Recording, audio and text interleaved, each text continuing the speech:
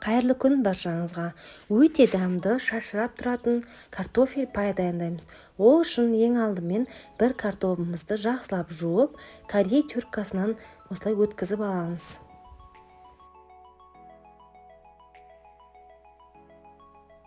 Сонан соң салқын сумен 3-4 мәрте жуамыз. Құрамындағы крахмал толығымен кету керек. Сол кезде біздің картофель пайымыз бір-біріне бірікпей, әдемі болып пісетін болады.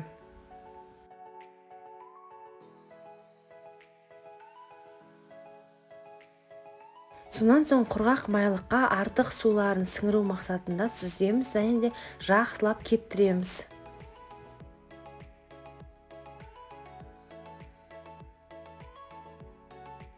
Табамызға май құйып қыздырып, қызған майға картошкамызды аз мөлшерден сала отырып, қызарғанша араластыра отырып қуырамыз.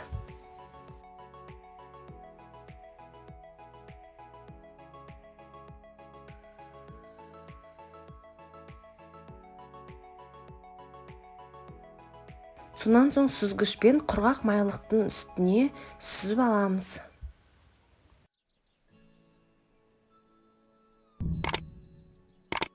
Жасалу жолы оп-оңай, әп-сәтте дайын болатын картофель пайымыз дайын болды.